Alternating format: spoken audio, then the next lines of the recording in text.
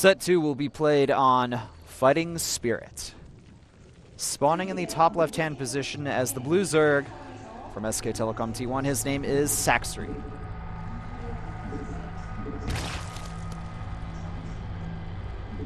His opponent is from KT Rolster, spawning as Red Protoss on the bottom right position of the map. His name is Stats. So, for those of you who may not know, Saxry actually means something in Korean. It means to wipe off something clean. It's like, if I say saksrabe, which means like just wipe off everything clean on the desk or something like that. No, so he's probably using that in a reference that he wants to do that to his opponent. Or in the Proleague scene, completely wiping out everyone else in the scene and becoming the #1 player. That's pretty cool Koreanified name, I guess you could say. Now here's a funny stats. We can't see the matches because they didn't release a replays or any cast of the VODs, but there was a not WCS, excuse me, MLG qualifiers in Korea, and this guy, don't get surprised, this guy defeated Innovation 2-1 in round of 16. Yowzers. Because of this guy, you will not see Innovation in the States. Yeah, so Saxry, well, I hope you've just accepted that you got a lot of new haters out there.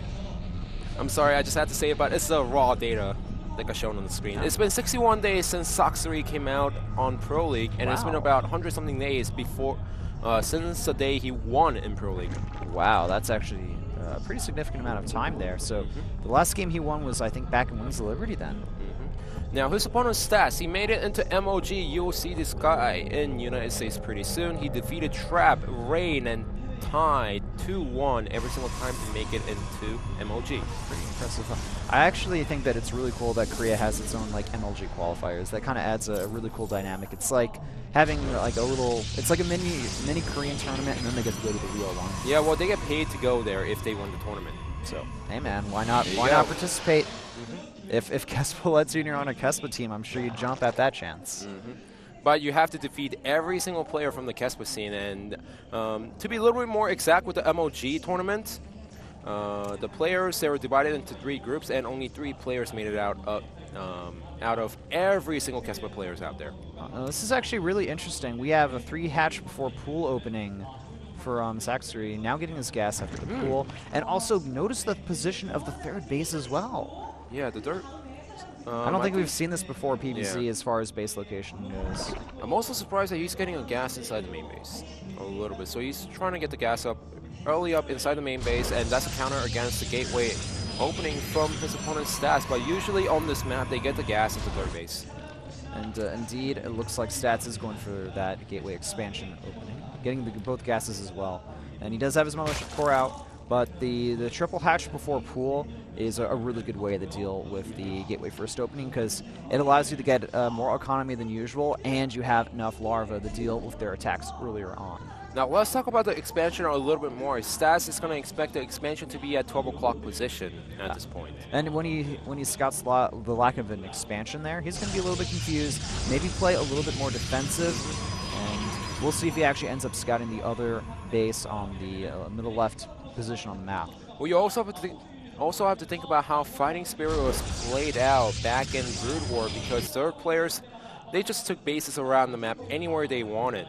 So Stats, after seeing a lack of expansion at the 12 o'clock base, he should just tell himself, I need to double check around the high yield gas expansions, just to double check and make sure that either my opponent Saxry is going for two base play, or he got a sneaky hatchery at the 9 o'clock position. Well, he's getting 12 Zerglings right now, as well as Zergling speed, and ooh, this Queen out here, it's going to be spotted. And the Militia Core is going to run away, but I think the location that Queen was walking should tip off Stats, and the Ling's moving in that direction as well. He's got to know, though, that now that there's probably an expansion down there, and I should double check at some point. Roach is behind this from Saxry as Stats is making Phoenixes. Yeah, warping in 3 Zealots as well. 16 Zerglings out on the way from Saxry. Looks like he's expecting an attack from his opponent here. So which is actually what's going to happen. Yeah, exactly. But it's not going to be a large attack. You know, it's only 3 gateways, and the Stargate opener is spotted behind this as well. So really common though, so Saxry won't be too surprised for that. And you know, I mean, He's made a lot of Zerglings here. He's continuing to build up some drones behind this. He's going to have that speed really soon. He's going to be able to surround these Zealots effortlessly and should be able to pick them off. The Time Warp not going to really do too much damage here. The Zealots are doing a lot of work here, but eventually they're going to get picked off. He should have just recalled. He's losing too many Zealots behind us. Ooh, and the Zerglings moving in here trying to pick up the reinforcements, but just not enough Zerglings here. Going to force him back. Still, you know, I guess overall not bad for stats because if you think about it, man, look at how many Zerglings are being produced. Yeah, well, you also can count the fact that Soxley is doing a nice job just not overbuilding Roaches at this point. He's made 0 Roaches after realizing that he was able to defend using only Zerglings behind us. Yeah, wants to focus on using the gas for his tech right now as he gets his layer up. And we also have some spores going around Saxony's bases for defense as well to deal with the Phoenix, which is, of course, an excellent choice. Now, to talk about Sass's pressure a little bit more, the most ideal would have been force a lot of Zerglings out, which is what happened, and save all of his units, which is something that did not happen. So the Zergling is finally outside of Stats' space here. And it's just going to leave it with the scouting. I love the map control here from our Zerg player, but at the same time, we have like a little tiny, like a mini area, like an attack staging area from Stats that's just kind of like all off in a weird position on the map. Well, think about this. Once Soxley sees a number of Zealots over there, Stats, if he has enough mana, he can just recall anytime he wants once the unit gets surrounded. But those Zealots are just saying, I want you to produce a lot of Roaches right now. And the Overlords are getting picked off by the Phoenix. A little bit of a mistake here from Zaxxer. We'll easily avoided that. That's what happens if you only build 1 Spore Crawler inside the main base. Yeah, that's why we see a lot of Zerg players opting for 2 nowadays. Still a pretty large Zealot count here. We have 6 Roaches on the way from our Zerg player, and he's going to take a few more gases as well. He's got the gas at his high yield now and taking 1 at his natural. Look at this, those Roaches are actually bypassing the Phoenixes, which is actually going to help us Oxfrey a little bit because those Phoenixes are out there to kill the Overlords, kill the drones and queens, but also lift up a lot of Roaches in the main engagement with the Roaches and the Zerglings against the Zealots. And look at this, there's only 1 sentry. I think that this is actually going to force a recall from Stats here. He's completely not ready, losing the sentry. It doesn't even get to put down a force field or anything like that. This pylon's going to get picked off as well. Stats may lose a few more units to some of the Roaches here. The Zealots now. Oh, the Zerglings shouldn't have engaged over there, but those Roaches are doing a nice job at the natural, killing off every single sentry. Yeah, the sentry's going to get picked off, and now Stats is going to lose a lot of workers here. He's actually looking pretty far behind on the work count compared to his opponent Zaxxer. The supply is 94, the 72. The Zerg player in the lead, warping in a few more units here, and he's trying to go for an attack, but I don't think it's going to work. There's a lot of Roaches in production. Speed is almost complete for the Roaches, and we got some creep spread around the map as well. Roach is going to get picked off by this Phoenix. The Phoenix count actually is getting pretty high here. Now up to 8 Phoenixes. We don't really see that too often. And yeah, that Roach count needs to recall. Yeah, those Zealots are going to melt. Yeah, those Zealots are going to melt. So it's better for Stats to just recall out of there and get a lot of sentries with the natural to defend against the Roaches. But does he have enough energy? The problem is with the Roaches, they almost have the speed upgrade. Oh, look at this Try to go for it. Nice use of Time Warp here is going to be able to pick off a good amount of Roaches as well, being as cost efficient as possible with this attack, but the Zealots will eventually fall. Remember, though, they are only minerals. The Roaches cost gas. Yeah, well, look at the Roaches. They're just tearing apart every single Zealot. The Phoenixes, they have some energy left field and they're getting taken apart. So nice job by Stats, but what are those Phoenixes going to do? Here's my question. They're going to be annoying. They're going to pick up a few units here and there, and they're going to force Hydras.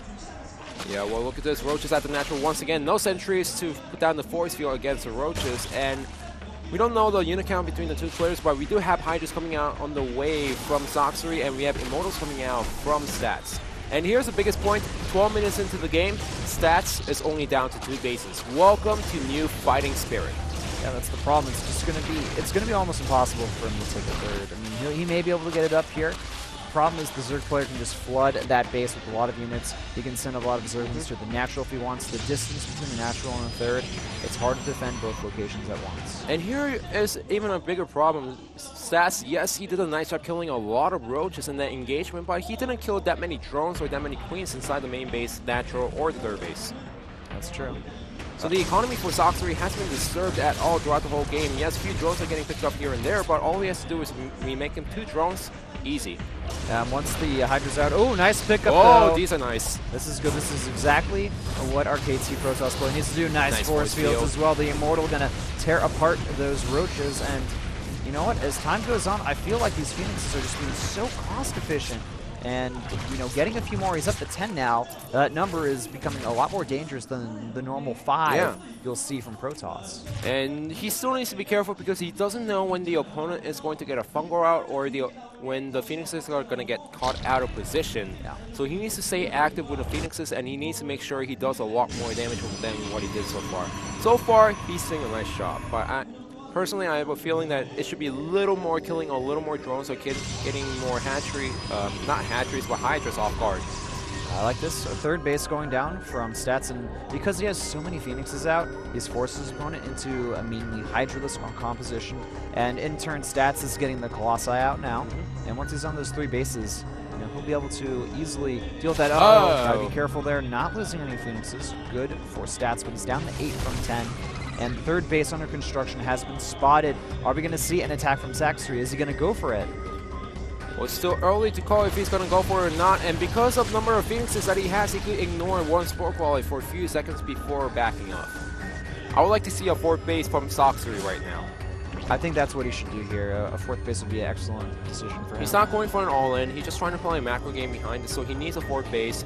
He's depending on the fact that he has a high yield gas, and that's acting quote-unquote as the 4th hatchery over there. Oh, nice. But he needs to get a total clock expansion on. I noticed that Saxtry was trying to get that extra base, but the Phoenixes came in and picked off the ground. And this full wall off here at the 4th base is going to be really annoying. Saxtry, I don't think he can actually attack into this and succeed with the combined power of the Phoenixes and the Colossi and force fields. Yeah, well, he's going to try to engage in a different location. This may work out as Stats doesn't have that much ground army, but he also needs to be careful of the Phoenixes. Got to be very careful. The force fields have to be perfect here.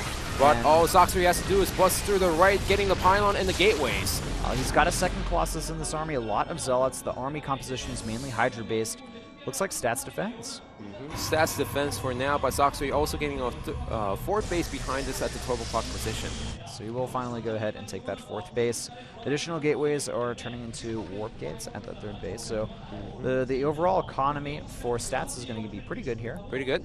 And there's no reason for Saxtry to move out anymore because the 3rd base has been fortified. That's the key point here. Once the 3rd base goes up, the Zerg player can try to harass around as much as possible, trying to take out those Colossus or Void Rays one by one. But once the 3rd base gets secured, if you don't get a nice arc on the Protoss army, if you try to push forward, and if you don't have a nice arc, your main army is going to melt, and the Protoss is going to go for a counterattack and finish the game. So it's better for Saxtry to just fortify the 12 o'clock position and just tech up behind this. So continued harassment from Stats, picking off a few units here and there. We have 10 Corruptors on the way from Saxtry, so he wants to just completely deal with this air threat and, you know, just wipe it out of the picture here. The Phoenix is continuing to do a good amount of harassment. +2 starting for the Protoss player in addition to Blink, and we do have the +2 range as well on the way for our Zerg player. This micro with the Phoenixes, yes, he did lose one over there, but it's fantastic. It's pretty good. And looking at the supplies as well, they're actually pretty close together here. Normally, Zerg players have a much higher supply count. So additional Immortals and Void Rays on the way here from Stats. He's got up to 4 Colossi now. I guess he doesn't want any more, just wants to focus on the Immortals. And he's eventually going to get that dreaded Death Ball that all Zerg players are afraid of and do not like. Yeah, well, if Saxtry knows something is happening, he needs to act right now, either getting a lot more bases behind us or attacking and killing the Colossus. Right, he's moving in here. I'm not sure if this is the correct decision from the Zerg player. The Void He needs to get the Colossus. That's the biggest key point here. But he hasn't even killed off any Colossus. The entire Zerg ground army getting obliterated. The air army will follow as well. The composition from Stats is just too solid. And Saxtry, he can't really deal with it right now. Like I said, attacking to Protoss army in a wrong angle at this point in the game can actually hurt Zerg players a lot, even if the Protoss' 3rd base has been delayed for such a long time. And this is what happened. Saxtry, he wanted to get the Colossus, but he just lost everything else while only getting what? 1 Colossus. Yeah, so the unit trades have not been good for Saxtry at all here. And this is going to prompt an attack from Stats. He's got 1/1, almost +2. He's got Blink, Colossus, Immortals, Phoenix, Void Rays. He's got everything, man. All he needs is a forward pylon to reinforce from. He's going to take the turbo clock base easily, and Soxery is going to have to give that up. Yeah, that's true. And supplies are very even here. Look at how fast those are going to smelt. Nice forward blink and to pick off a few more units for Soxery back. I think he realizes that he cannot defend this fourth base, and he's going to be forced to do something else. It looks like he wants to go for a counterattack, but is that the right decision? Well, I'm not too sure. There is no Mothership Core for the recall, remember that. So the Stalkers and the Colossus has to walk back, but realizing what's happening in the middle of the map with the Phoenixes, Stas is going to pull a majority of his army back away from the turbo clock. It looks like that Mothership Core on the defensive at the third base. We have a few more units warping in. Stalkers reinforcing. We have a single Colossus out as well. Do we have enough energy? Yes, Time Warp going down. This is going to scare away Soxery as well. And Stats holds once again. Oh, well, Stats does hold, but Soxery, can he run away? I don't think so. He's trapped from both locations at this point. Oh no, this is terrible from Soxery. This may actually be the game-killing blow here, as Stats completely destroys everything in the arsenal of Soxery, losing a lot of units here, and barely killing anything in return. GG is called. Stats wins game number 2.